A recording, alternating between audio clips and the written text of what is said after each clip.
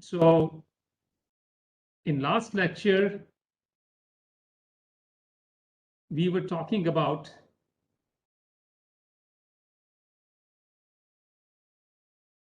okay, I hope this PowerPoint slides are visible to you.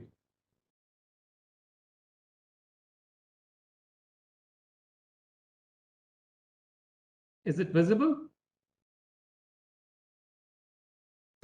Yes, sir. Yes, sir. Yes, sir. Okay, fine. So in the last lecture, we talked about three things. First of all, what is programmer's model? And by programmer's model, we meant that, when a programmer wants to write a program in assembly language, he or she needs to know a few things. First of all, they would like to know how many instructions are there. And the ARM version 4T, which we are going to study, has got 56 instructions. So that information should be there. The second one is how many registers are there? Because as we are going to talk about ARM architecture, it's a RISC architecture and it is known as load store architecture. We'll talk why it is known as load store architecture very shortly. So they need to know how many registers are there because all the action is done between registers. So you need to know the number of registers. Number three is you need to know the interrupt model, that how many types of interrupts are there. Because we figured out in last lecture that when external devices wants to talk to your CPU, they need to send a signal. So in your say TV, when you hit a button, somehow it goes to your processor as in a form of an interrupt that a user has pressed a button and user wants to do something. And what that something is written in form of a program which is known as interrupt handler. So when the interrupt signal goes in, there is an interrupt handler which is in the CPU's accessible memory. So CPU calls that program, executes it, does all the work, and then comes out of interrupt and then does whatever it wants to do. If it is a laptop, then it would start executing user program. If it is a television or a washing machine, then it will go to sleep. It will do the work which is told to be done by an interrupt signal. It will do it and then it will go to sleep and save power. So the third thing, as I discussed earlier, apart from number of registers and number of instructions, it needs to know the interrupt architecture, that how many types of interrupts are there. And four, the memory architecture or memory structure. As I told you, a 32-bit memory or 32-bit processor can, in theory, address 4 GB of memory directly. Now, nobody is going to give you 4 GB most of the time in any of the embedded systems, right? Because memory is expensive. So sometimes they may give you a few KBs of memory. Sometimes they give you a few MBs of memory. Now there is something starting from 0 to 32 MB. Starting from 0 to 4 MB. I mean 4 GB. Now between these space, your amount of slice of memory which is given to you is like one small slur over here. Sometimes it is broken over into several smaller slices. That okay, this slice is what we call it as a boot sector. This is like user memory, so on and so forth. So when you write that load something from this particular memory address, then memory has to exist there. Now each company may give you memory in different location.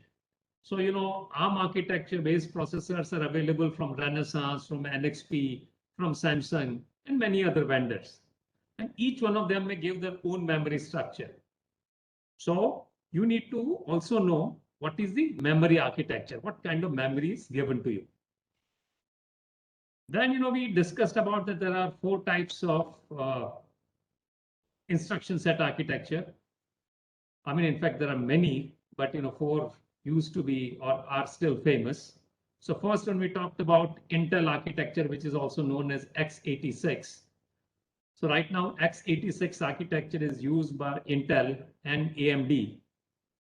Now, x86 architecture is completely proprietary. So that means you and I cannot make a processor which is compliant to x86.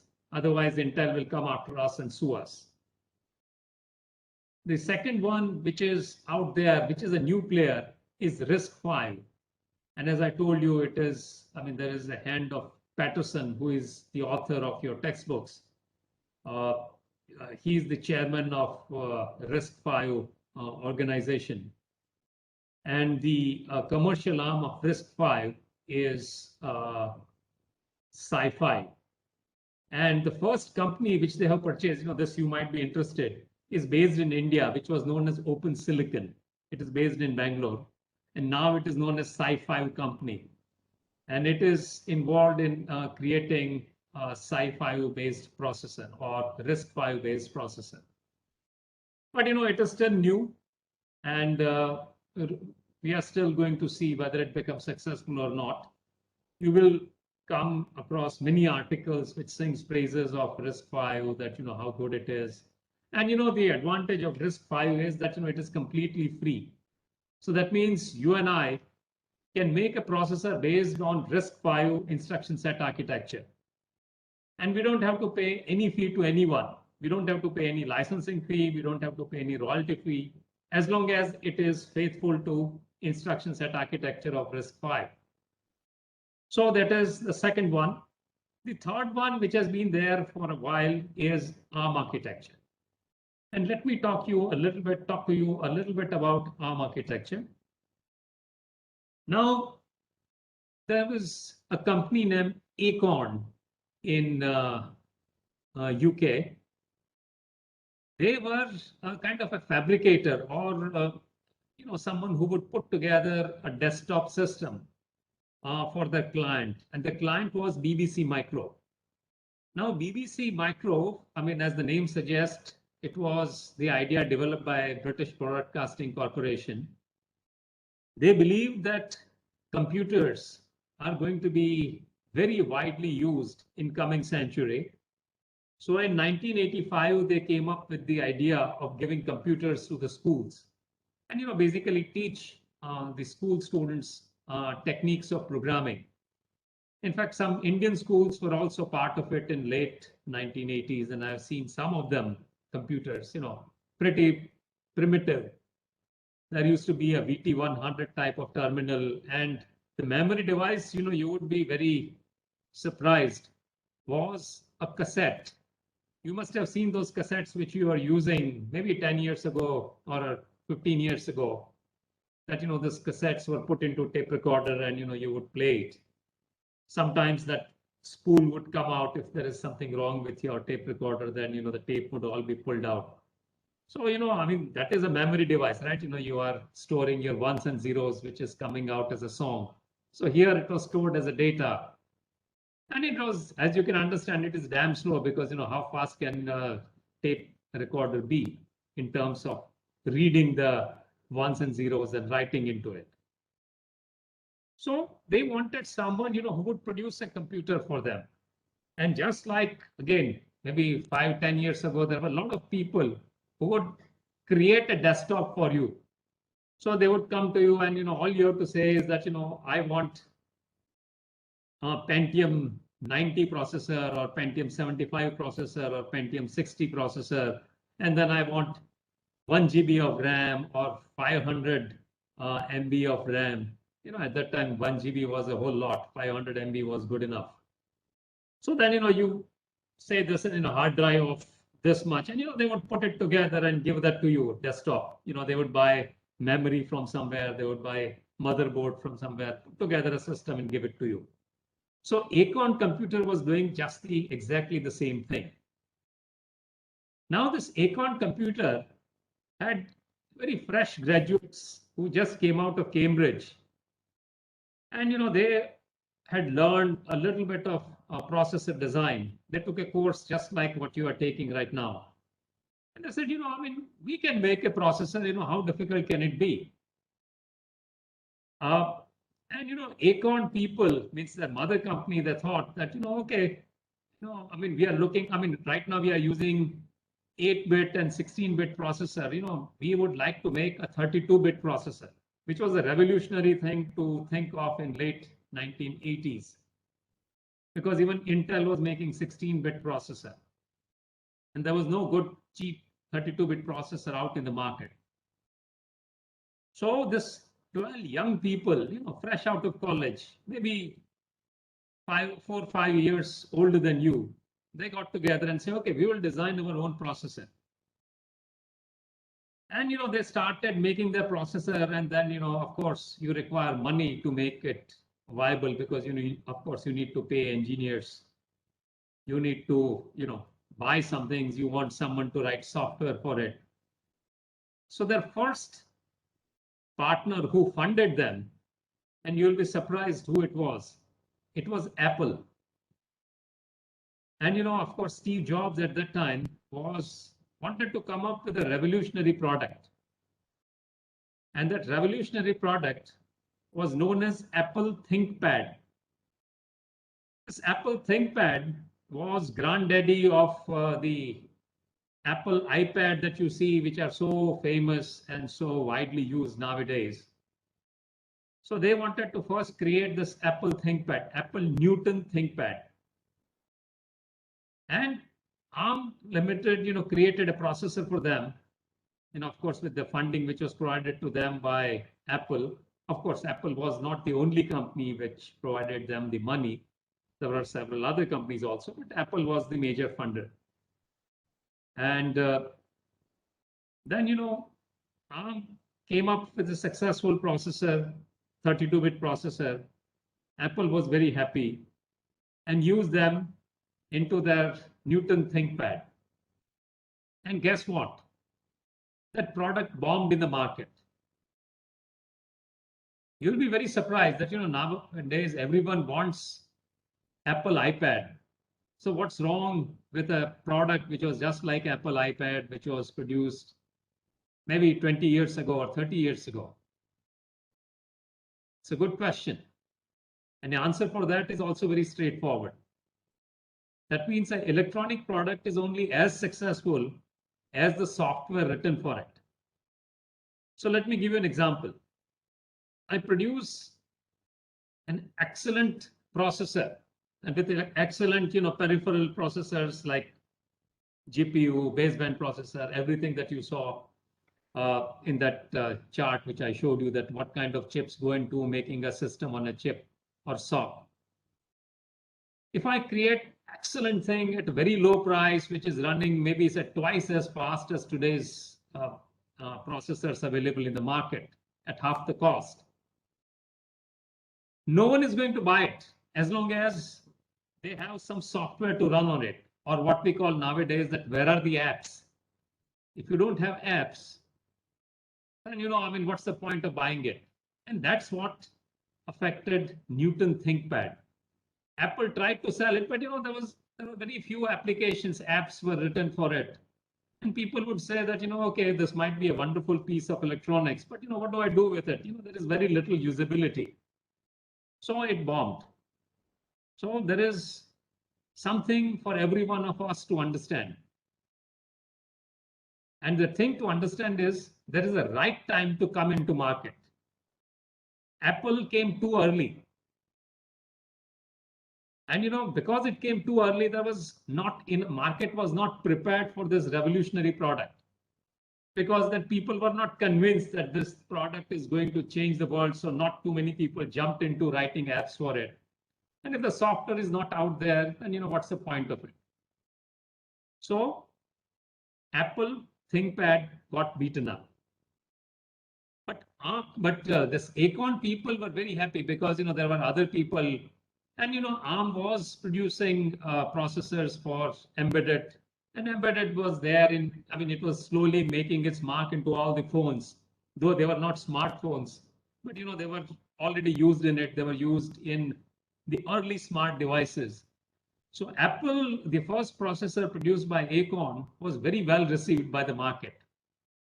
So what Acorn did was it hived off its processor design division and called it ARM, that is Advanced RISC Machine.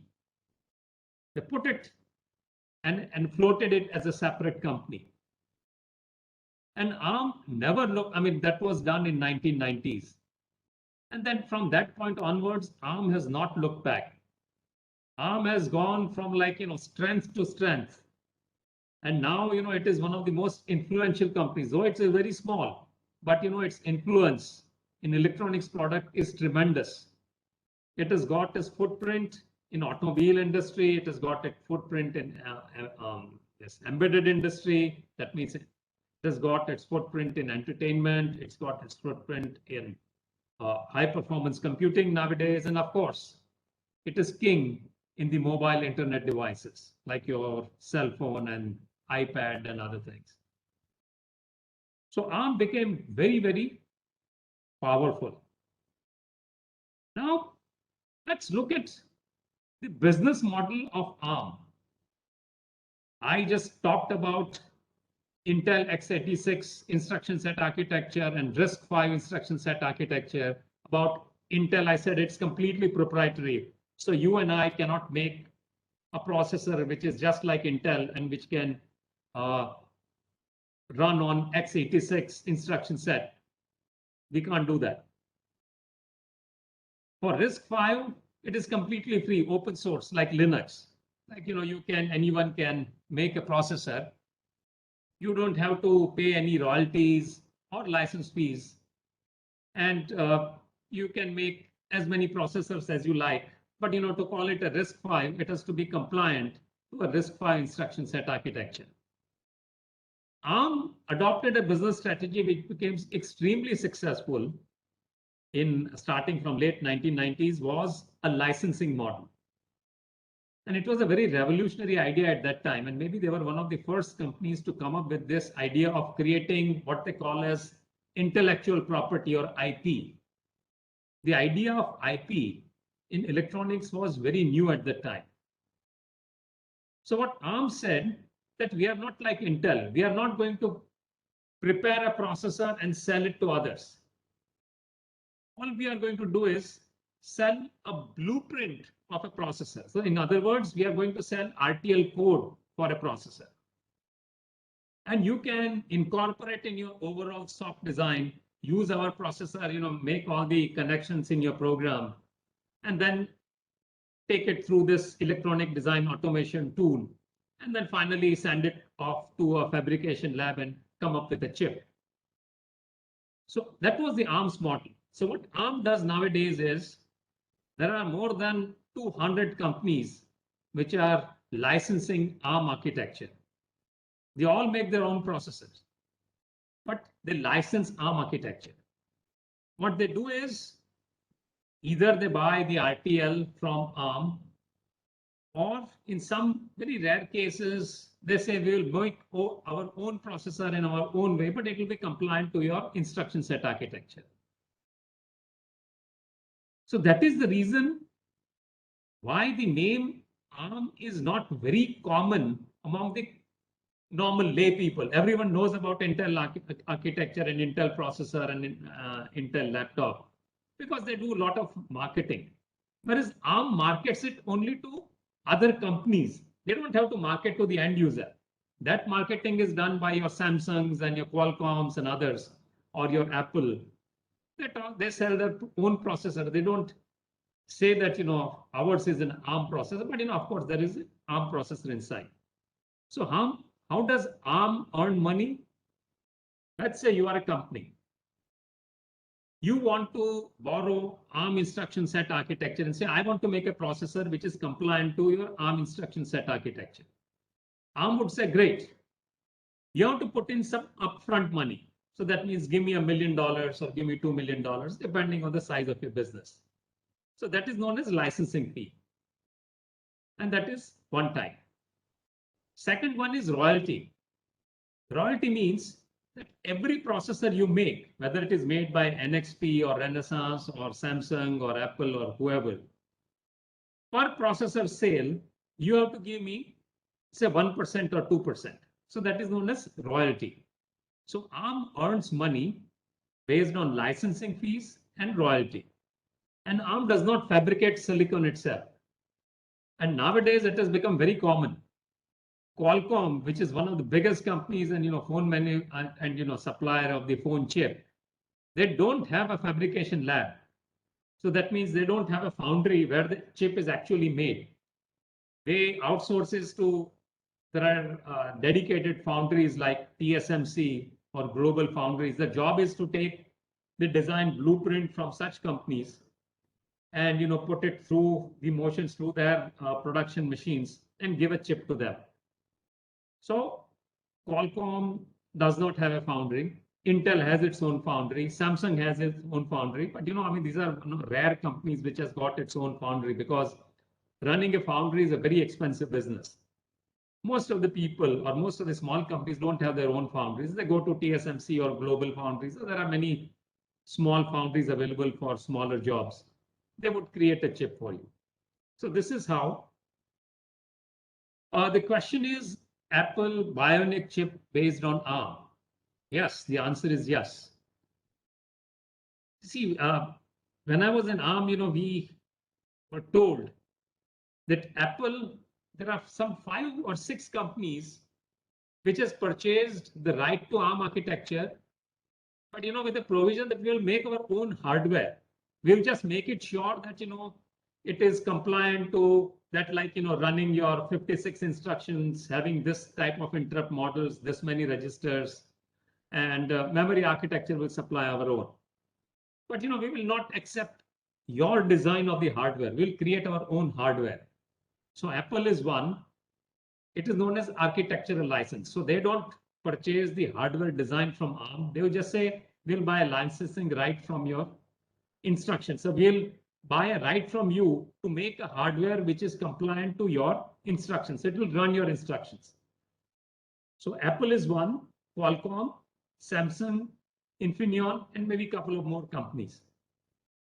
But Apple is one which has written in a clause that ARM will not make a propaganda or advertise that, Apple is using ARM architecture.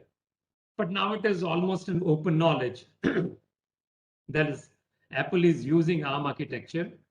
And, now even they are saying that, they have built this latest M1 chip, which is based on ARM architecture. So I hope it answers the question. Someone asked that question. See, I mean, you might be asking a lot of, some of you might be asking the question, okay, so what do you mean when you say that okay, can someone read it out to me? It is difficult to talk and read at the same time. Someone has asked a question, can someone read it out to me? Or the person himself can read it out to me? So, what do you mean when you say like a processor is compliant to their instruction set architecture? Okay. So what it means is this. As I told you, instruction set architecture is nothing but a set of guidelines. Just like your 4G or 5G. 4G or 5G are not a hardware. They are a kind of a spec sheet. That if your phone is compliant to these things, then you can say that it is compliant. It's a 5G phone. Excuse me. Please keep your mic to mute if you are not talking to me. Okay. So just like 4G and 5G, which are standards, that if your phone is compliant to it, you can call it as my phone is 4G phone. Excuse me, Sudhara.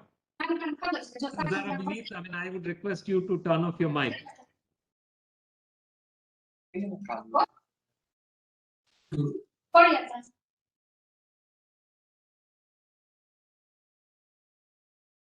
Okay, so architecture compliance is, let's say someone wants to make an architecture which is compliant to ARM version 4T. So I would tell them, you can make your own processor, but it should be able to execute my 56 instructions. You can't say that, my processor will execute only 30 instructions and rest of the instructions it will not execute. Or I will make my own instructions and put it in there. You can't do it with ARM instruction set architecture. Interestingly, you can do that with RISC-V, but you can't do that with ARM. So what being compliant to ARM is, if ARM says that there are 56 instructions in ARM version 40, your hardware should be able to execute all 56 instructions. Second thing, it should have exactly the same interrupt architecture. It should have the same number of registers. So what that means is, I, as a user, if someone gives me a laptop with ARM chip inside, I don't have to worry whether it is a chip which is supplied by Samsung or Qualcomm or whoever. I can write a program. It will be converted into an assembly language program. Then it will be converted into machine language, and then it will be executed.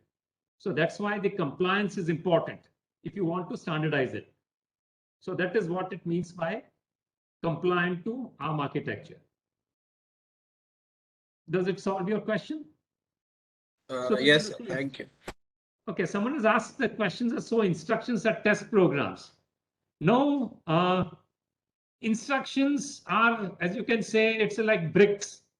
Like, it's a fundamental brick. Using a lot of these bricks, you can build kind of a palace, if you like, or a building or a home, whatever you like. Whereas your test program or any kind of programs or program library as you are using in Python or Java, they are like prefabricated walls in which there are several bricks, and someone has created a wall or a part of a home using those bricks. So instructions are the most basic building blocks of your program.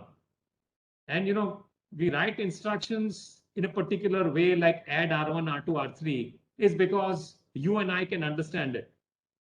I mean, then naturally it has to be converted into add R1, R2, R3 has to be converted into ones and zeros, string of 32 ones and zeros.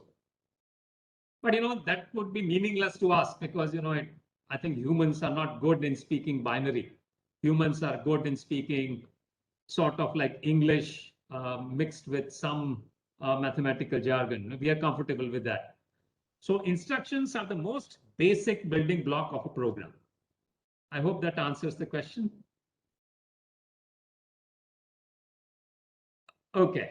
Sir, Yes. sorry to interrupt, but can we think of instructions as the features sort of the processor, like the things which it can do? Yeah, exactly.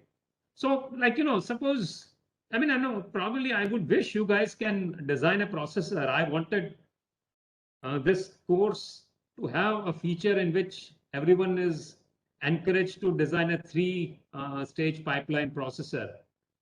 And when you design a processor, of course, the first thing you have to ask yourself, just like the 10 guys at ARM, they got together and said, oh, we want to design a processor. So first thing they have to do is think what my processor will do. And what it will quote unquote do is, will it be able to add? Is it like a standard instruction? Yeah, I think add is required. Subtract.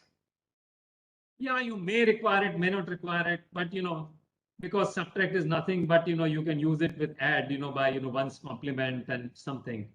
But you may say no, I would like to have a separate instruction called subtract, because a programmer who wants to write it doesn't want to get confused by how do I do one's complement of add and then do it. So I will have a subtract instruction. Then I have like branch instructions, then I have to have some logical instructions.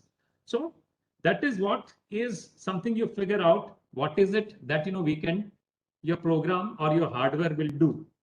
And what it will be able to do is designed by your instructions. That these are the basic things your processor will be able to do. And you can do matrix multiplication, or you can do some mathematics like the partial differential equation solution. You can write everything using this 56 basic instruction.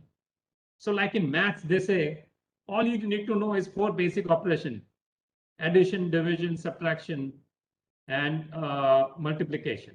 And anything can be done using those 4. So even your most complicated partial differential equation is nothing but making some repeated use of these 4 instructions. Someone asked a question. Can you repeat that?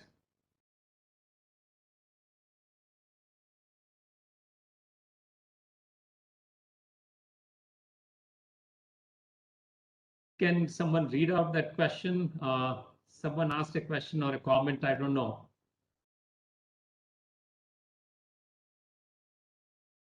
Okay, you can ask later. Now, ARM fabricated this processor. Now, as I told you, even you and I can design a processor. In fact, in my digital system architecture course, which is offered to senior level BTech students and graduate students, they regularly design 5-stage processor. And then, how come if a student in a group of 3 or 4 can design a processor, why can't a big company like Qualcomm and Samsung, why can't they design their own processor, right?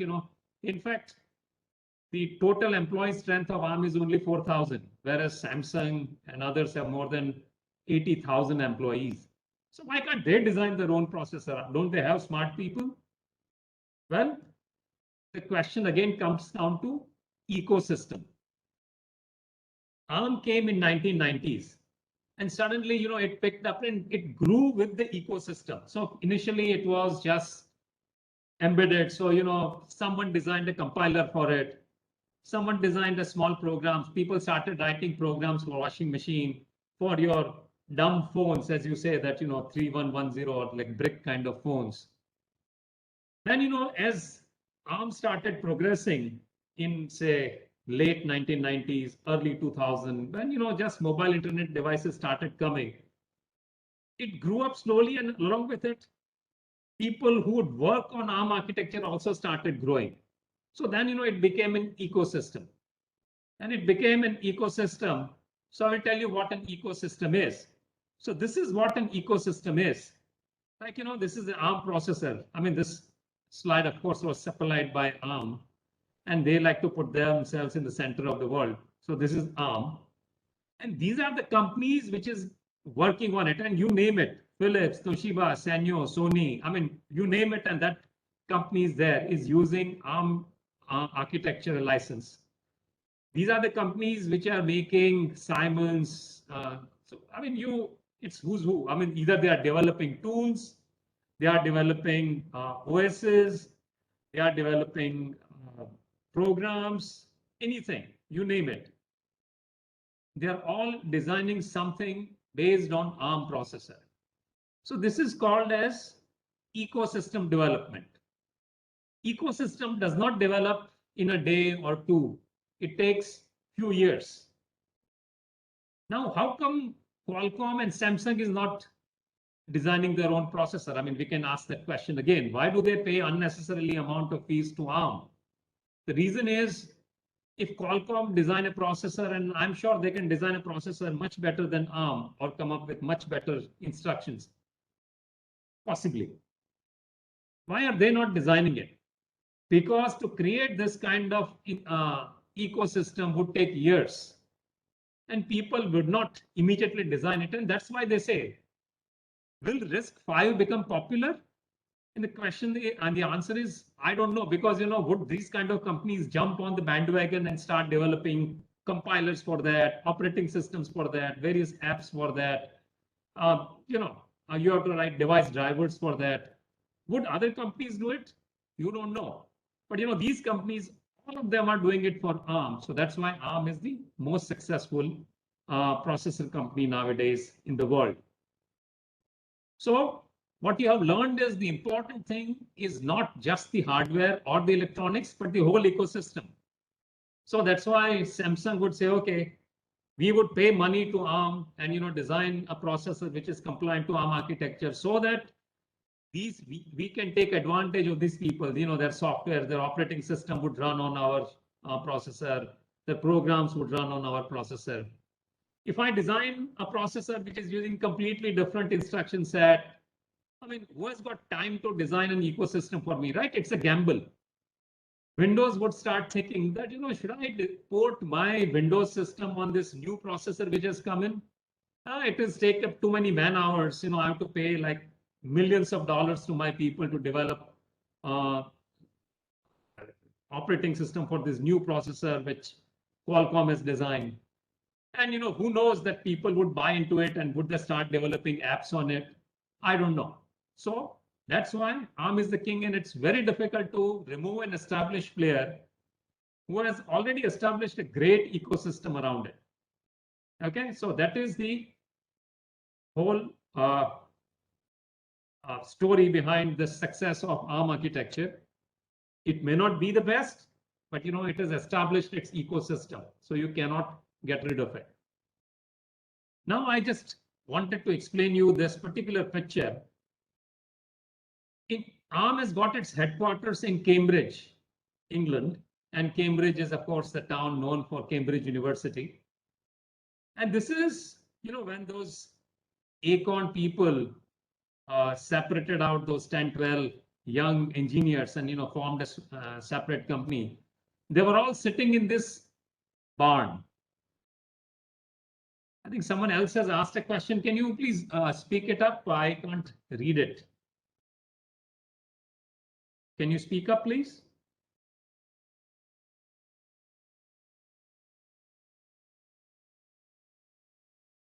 Hello, sir. Yes. Yes, Yes, sir. I had a Devanshi. question. Yes. That M1 chip of Apple is also based on ARM. So then Apple is also developing its own OS and apps, and they are completely different from the Android apps and for the processors of Qualcomm Snapdragon.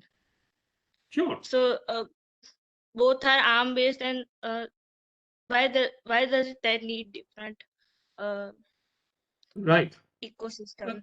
Okay, very good question.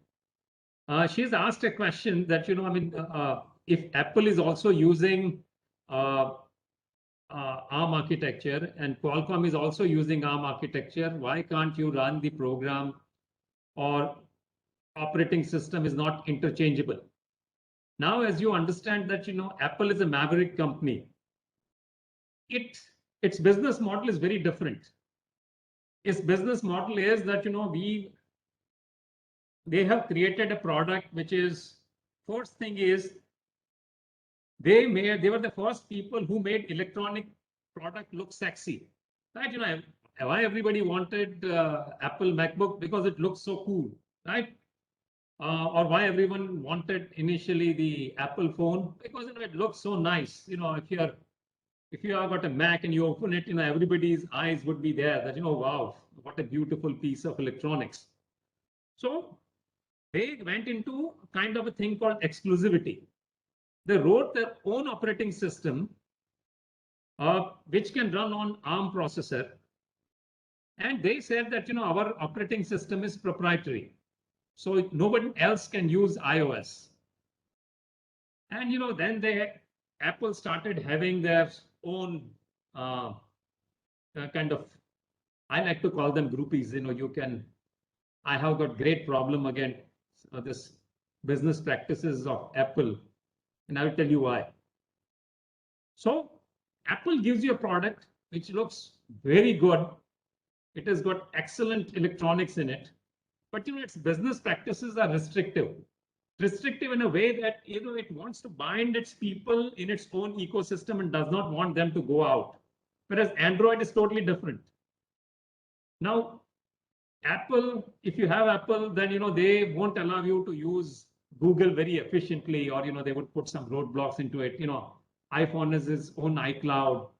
Then they make certain things not available to outsiders. So, and plus they decide what the customers would do. Like for a long time, they would not allow people to use apps in the background, like you can do in Android. It is a good thing and bad thing. So Android operating system, in a way, is like democracy. I'm giving you a car and I'm saying that, this is your car, use it the way you like it. You can drive it at like 120 kilometers per hour on, bad roads and, break it down, or, you can do whatever you want to do with it. You are free, you are paid for it. So, you take the car and use it. Running Apple device is like, driving a car with your father sitting on your side. Now, of course, it is his car. And he's constantly telling you, slow down, give signal, you are going too fast. Don't slouch, keep your eyes on the road. So iOS or the Apple business practices, of course, first one is predatory, that you have to buy things from iTunes. It will not allow you to initially run your things on Apple. It would decide whether you would require certain devices or not. They would remove the 3.5-inch jack. They would not take customers' views in it, whether you want it or not. They know their customers are like groupies, like a rock star. They would follow the rock star, no matter whatever the rock star does, they would accept it. So their business practices and their iOS, and they are not ready to share with it. Whereas the Google, which has come up with Android, and others bought into that system, that a person may want to use a Qualcomm phone, or a Google Pixel, or Samsung Galaxy, or any of these Chinese companies' phones, or Korean companies' phones, and they can interchangeably. Today I have bought a phone from, say, Xiaomi, and tomorrow I want to buy Samsung. I can very easily transfer all my contacts, because the operating system is Android, and the father is Google, so they would allow me to change things. So it is not just technology, it is a business decision. And this is what I want you to learn in this course, that everything is not about technology. Most of the things is about business, because people use technology to earn money, right? So sometimes they say you cannot plug A into B, because they are not meeting the same standards. So sometimes people necessarily keep two standards. I'll give you an example of Sony. You guys are too young to know about video system, but Sony it's a big name. It used to be very big name 20 years ago, 25 years ago. They came up with a video playing, or videotape recorders. And that used to be a big thing in entertainment. They used to have like big cassettes, and you put in, and then you watch a movie. Of course, the quality was not that good, and more you play the videotape, you start getting the lines, and quality would deteriorate. But Sony initially developed two systems. One was like Beta, and second one was PAL. It thought that Beta is a good system. They wanted to keep it with themselves, and they gave PAL to everyone. So what had happened was that Sony was not as lucky as Apple. That everyone thought that this, if I buy this cassettes, it can play only on Sony's video player. So I don't want to buy it. I just want to buy a PAL from, say, Toshiba, or any one of these Japanese companies. So that's where Sony's decision to keep exclusivity to themselves and give it up to others failed. Whereas in Apple case, it became successful. Now it's very difficult to say why one company failed and why other company prospered. It's very difficult. That's why business is difficult. If the things were very black and white, I could change it, make things, and earn profit. But things are very, very kind of complicated. Okay, now this is the barn. That means in what we call in Gujarati or Hindi as tabelo, where they used to keep cows. They purchased this building. They did it up a bit, and they started off with this building. And this building is iconic building. It is still preserved in the campus of ARM at Cambridge. And I had the good fortune of meeting all 12 founders, original founders of ARM, when I was working at ARM. And it was very instructive to know about their aspirations and how they started it. And it gives a lot of ideas to, or it should give a lot of ideas to our younger people, that you should take a chance, design something. 99% of the time, you may not succeed, but 1% of the time you succeed, you will make billions of dollars. And if you don't succeed, then of course you've got learning. So this is about the ARM architecture, and this is about the ARM ecosystem. Now let us talk about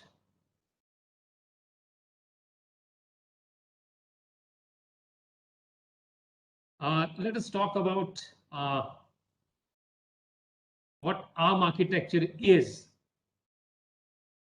The difference between an architecture and hardware. Someone asked a question that, what Apple does and, what others do, and, what's the correlation between architecture and hardware. So this is a slide, it is slightly dated slide. So ARM architecture, this is ARM architecture version 4, version 5, version 6, version 7. Now there is version 8, and now very recently they have come out with ARM version 9. So these are known as architecture versions. Each one of them would have increasing number of instructions. The number of registers will not increase because they want to make things backward compatible. So if your processor, say ARM11, if it is compliant to ARM version 6 architecture, that means ARM version 5 instruction should also work on it, and ARM version 4 should also work on it. So basically, this is a superset which contains all the instructions of version 5 and version 4. Number of registers does not change. Type of interrupts do not change. So this is, as I say, architecture is like, a spec sheet. And you can make, say, ARM7, which is a 3-stage pipeline processor, can be compliant to ARM version 4. ARM9, which is a 5-stage pipeline, is also compliant to ARM version 4. And there might be many others which are compliant to ARM version 4. ARM7, again, by itself can be made by 10 different companies. You'll be working on ARM version 7 TDMI, which is developed or which is sold by NXP. It's a company. It's a really good company for embedded processor. They're also compliant to ARM version 4T. You can see Renaissance. They would also be compliant to ARM version 4T. So again, being compliant means ARM version 4T has 56 instructions. ARM version 5 has 120 plus instructions. ARM version 6 had like 300. ARM version 7 has more than 600. ARM version 8 even more. Probably this is a good time to talk about RISC versus CISC.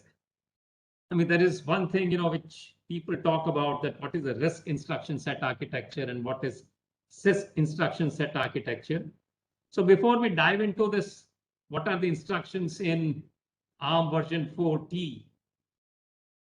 I would like to differentiate between RISC and CISC architecture.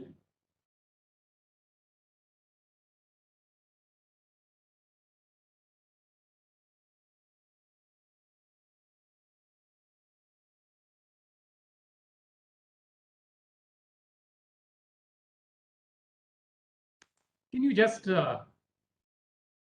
forgive me for a moment?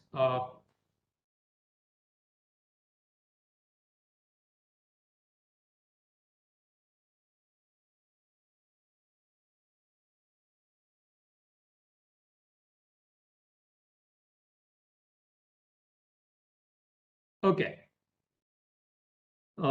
So RISC is reduced instruction set computer versus complex instruction set computer. Now, the first one to come out was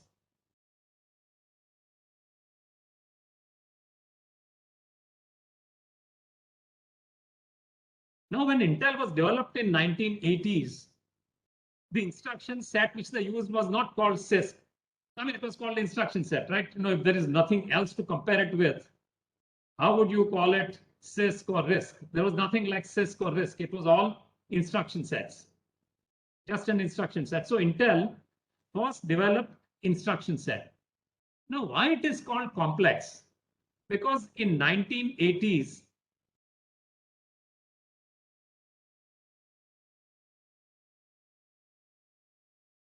memory was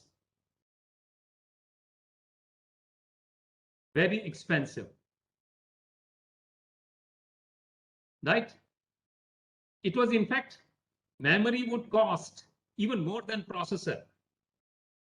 So Intel had to come up with an instruction set which would make your program very compact. So what I'm trying to say is, instead of just giving 4 mathematical functions, say, instead of saying, say, add, subtract, divide, and multiply, and then,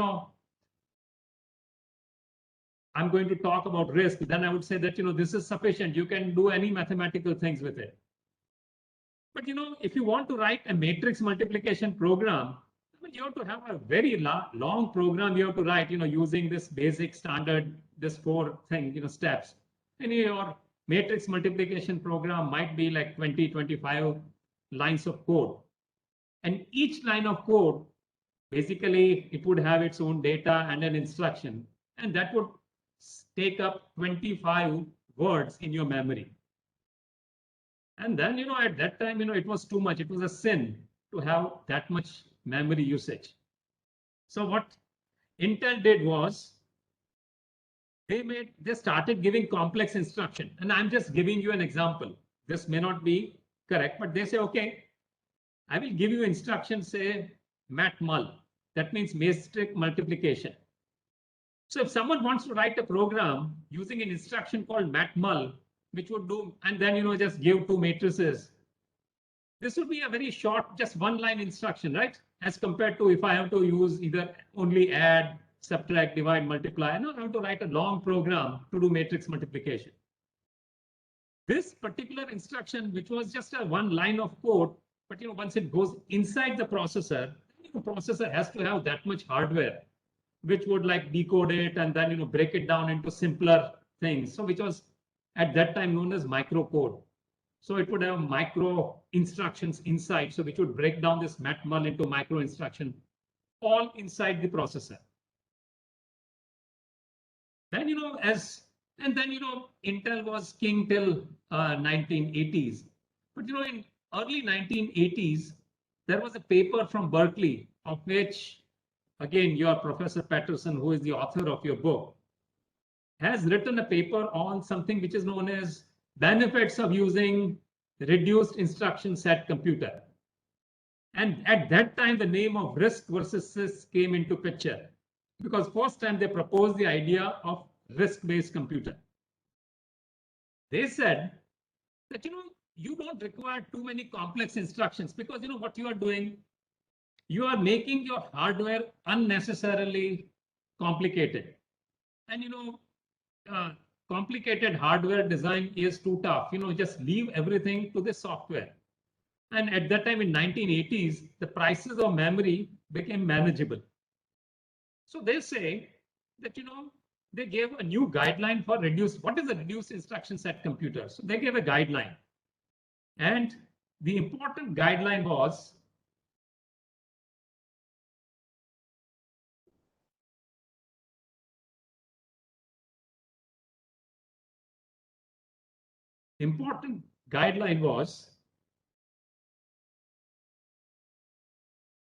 that in RISC,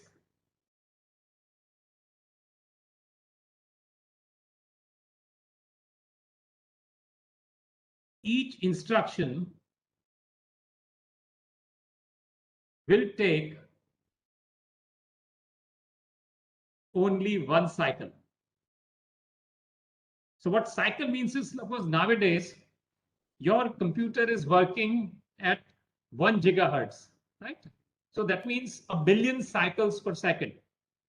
So your computer or your processor to be known as a RISC processor, each instruction should be finished in 1 cycle.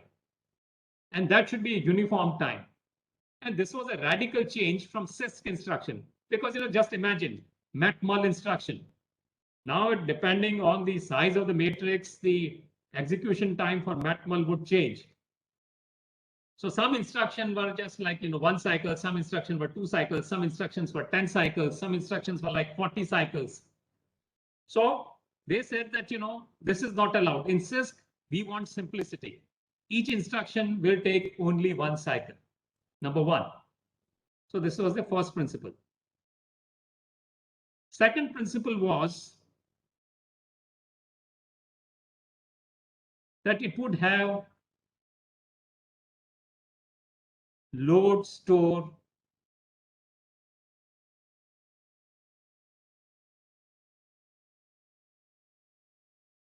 architecture.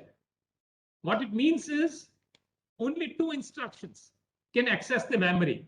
That means it could be either cache or whatever you have. Only two instructions can access the memory. That is load, which can load something from the memory and put it into your register, or store. That means take something from your register and put it in the memory. Other than these two instructions, no other instructions would be able to operate on memory. All other instructions would operate only on registers. So your add, subtract, your XOR, or AND, NOT, they would all work on registers. So that was the second major pillar, that it should have load store architecture. Now, these are the two major points. There are several other small details, which I don't want to, but I think these are the two major points. And the third one is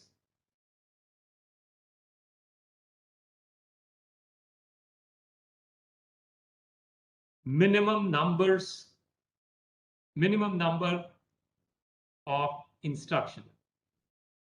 So as I said, that if you just have add, subtract, multiply, and divide, you can do any complex operation. So they say, okay, why you give separate? So why do you need an instruction like differential or integrate or matrix multiply?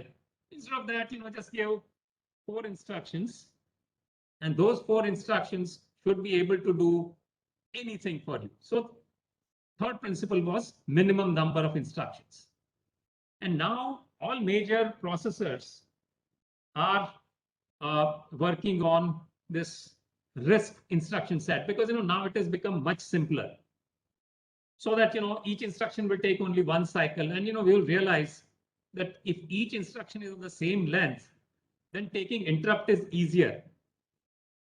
If suppose my download is coming, now if my download is coming, I need to start accepting it as soon as possible. I can't say, okay, wait for 40 cycles because this particular instruction which I'm executing is 40 cycles long. I'll finish it and then I will take care of you. Then the download, you will be losing it because it is coming in as a stream. If you say, okay, I have already executed 19 cycles of 40 cycles of this instructions, I will drop it and then jump to service this interrupt, which is for downloading or the accepting the download. That means your work of 19 cycles has gone to waste. So that's why computers would run very efficiently if each instruction will take only one cycle. So these are the 3 main things of a RISC architecture. CISC is opposite. In CISC, instructions may take variable number of cycles, and that is, you can see it in Intel, it does that. Number 2 is there are all instructions like even add instruction kind of instruction you can add. One operand might be in memory and second operand might be in register, and you can add them and put the result into a memory location. You can use that with simple add instruction like that. You can't do that with RISC-based processor. So the RISC-based ones would be in the market would be now ARM, RISC-V,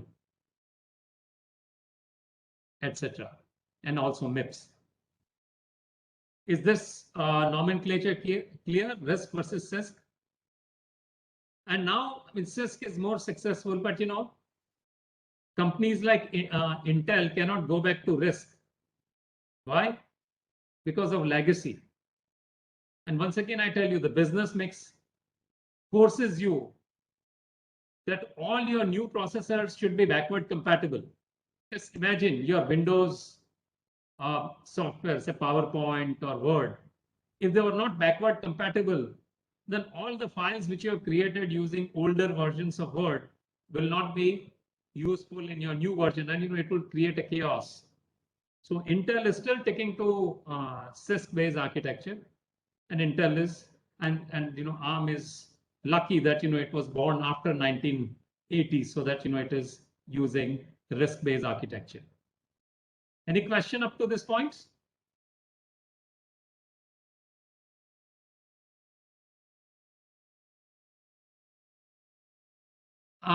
Once again, someone asked a question. Can you ask that question again? I mean, this it comes and goes away very quickly. I can't read at the same time. Sir. Yes. Hello, sir. Good morning, sir. Yes. Sir, my question is, sir, being compliant to an instruction set architecture, does it require that processor also have the same memory architecture? No, the memory is only the separate thing. Memory architecture you can give your own, but the important thing which should have the same is all instructions which are part of that particular instruction set. So like version 40 has 56 instructions. So your processor should be able to execute all 56 instructions without fail. If it is compliant to 5T, it should be able to execute all 120 instructions. It should have the same number of registers and it should have same interrupt architecture. The only thing which can be different and which is okay is your memory location, because as you understand that most of the embedded system, they don't have 4 GB because you don't require 4 GB of memory, because memory is cheap but not free. So if you're making small devices, you don't want to spend money on it. So memory architecture could be different.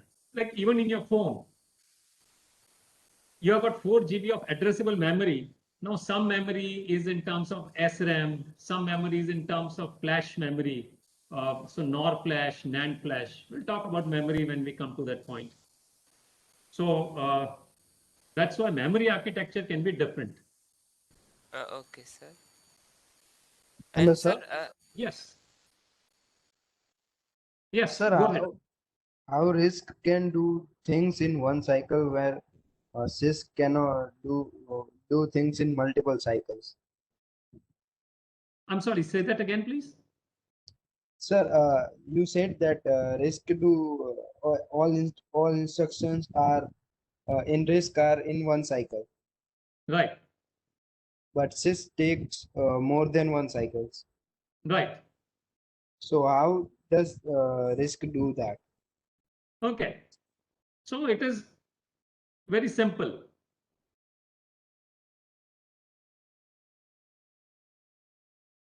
Let me show it to you.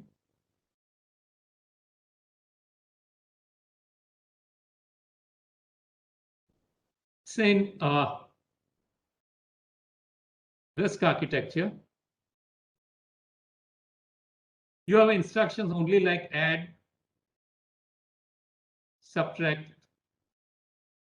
divide, and multiply. By the way, divide is not there in ARM version 40, most probably not. But anyway, let's say these are just 4 instructions.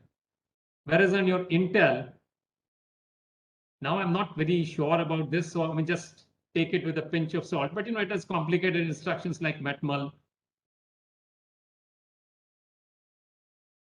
matrix multiplication. Then it may have integrate, and so on. Some kind of these kind of instructions. Now, these instructions are simple instructions, right? So it takes just one cycle.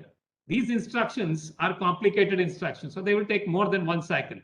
For a processor, both processors are running at say 1 gigahertz. Now, if RISC want to do work which is equivalent to matrix multiplication or matmul instruction, it would take same number of cycles, but it would be a program which is 25 lines long, and each instruction within that program is taking one cycle. You get my point? So it is not that RISC is very fast and can do matmul in just one cycle. No, matmul is a complex operation. Now, but the problem with the CISC is that when matmul goes in, it closes the door for 40 cycles. Whereas for RISC, it is written using multiple numbers of add, subtract. I'm using it multiple number of times. So that matmul program, which is written using only the simple instruction, might be 25 lines long. But each line of that program is taking only one cycle. Is it clear? Yes. So it will take interrupts fast. Yes, exactly. So interrupt can be taken at every cycle, and fast interrupt can be serviced. Okay, sir. Got your point. Okay. Now, so this should be now becoming very clear to you that there is a difference between architecture and actual hardware. Lot of different hardware can be compliant to the same architecture. The second thing is that architecture, the hardware should be backward compliant. That means if my ARM Cortex A9, which is compliant to ARM version 7, it should be able to run program which is written using ARM version 6 instruction, or written using ARM version 5 instructions, or written using ARM version 4T instructions. So basically, I mean, as you can understand, instructions, you keep on adding to instruction set and keep on adding new instruction, that becomes a newer instruction set. You don't throw away any instructions.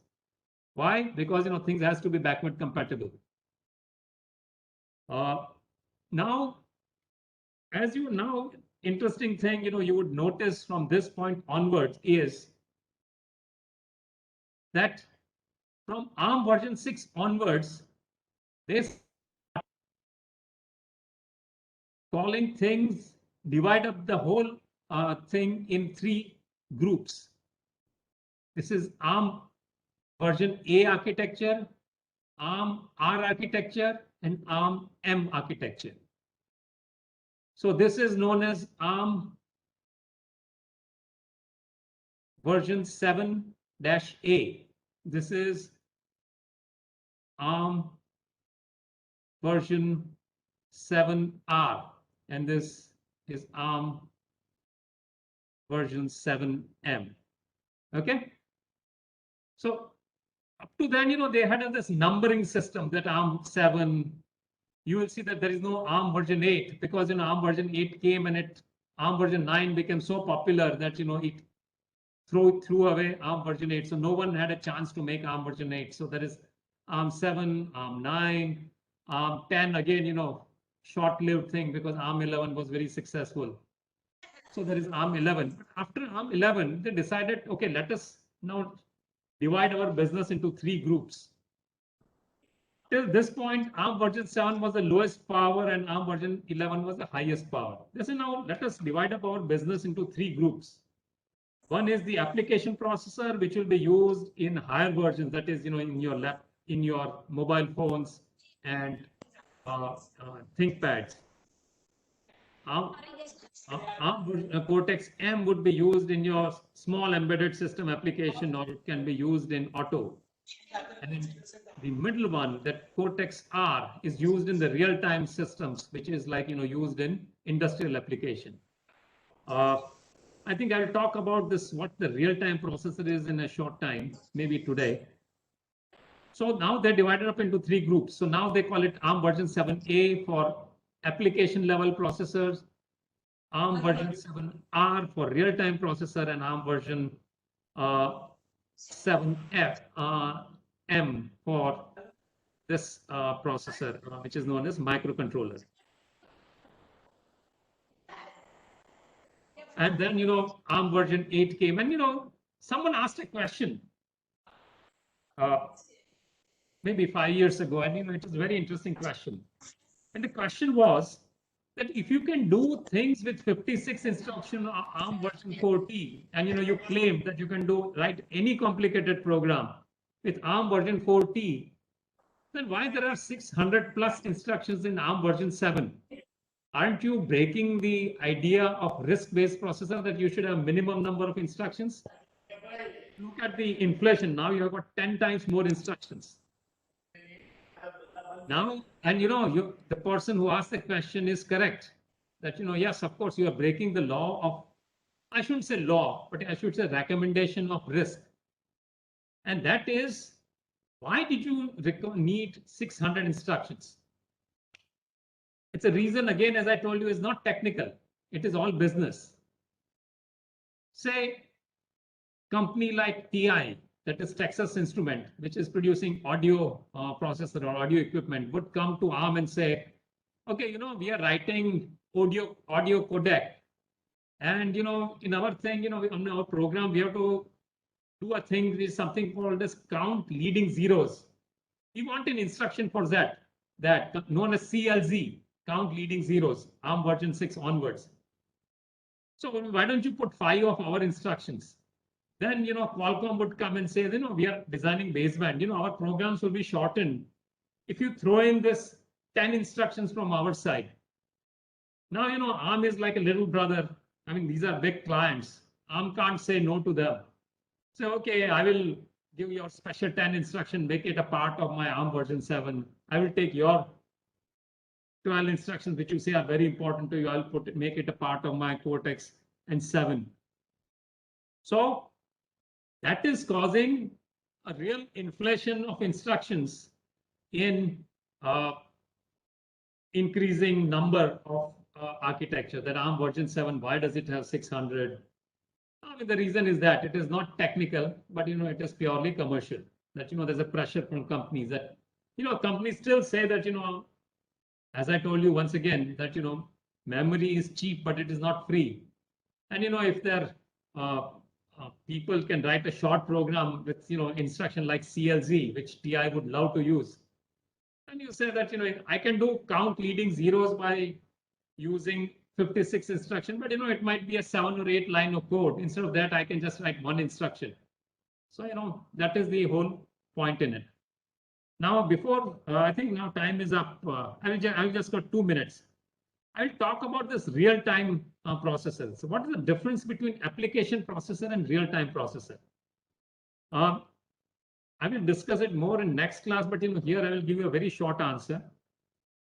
That real-time processors sometimes are used in auto. It is used in some types, where the response of the processor is required in a short amount of time. So, for example, if you are using an airbag, now you want your airbag to take a decision whether to blow up or not within 30 milliseconds. So you do require a processor which would give the signal to the two chemicals to break that barrier between them, mix together and create an explosion so that airbag would be filled with air or smoke or whatever the chemical is, and protect you from hitting your head on the steering wheel.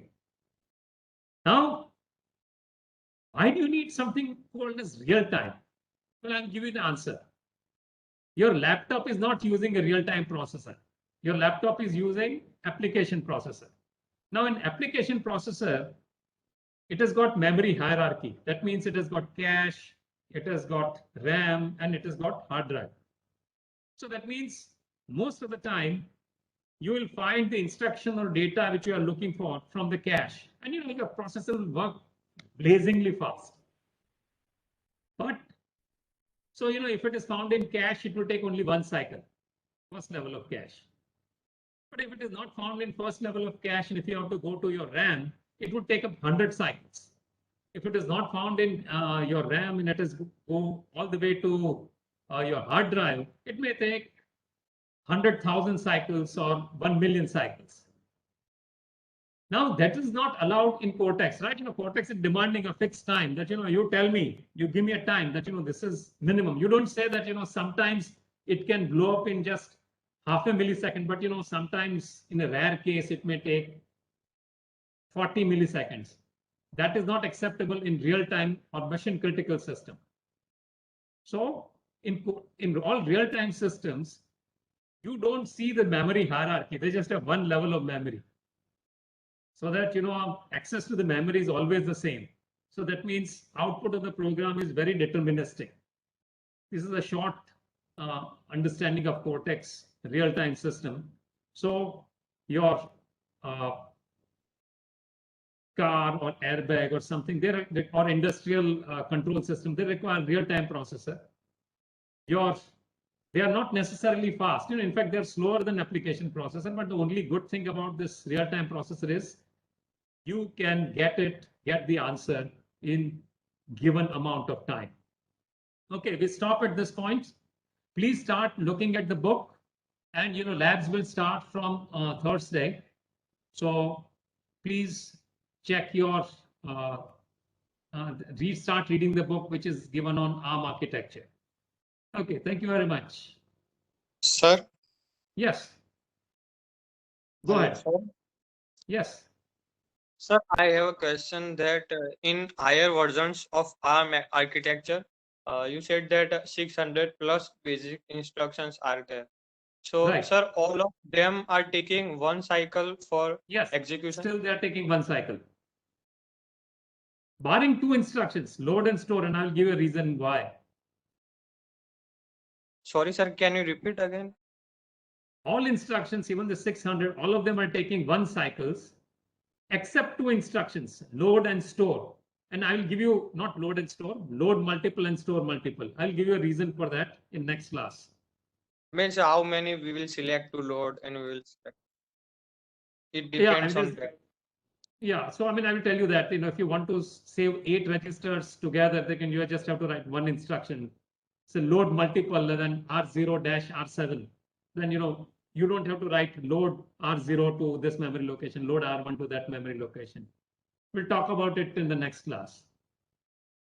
Okay, sir, thank you. Okay. Thank you.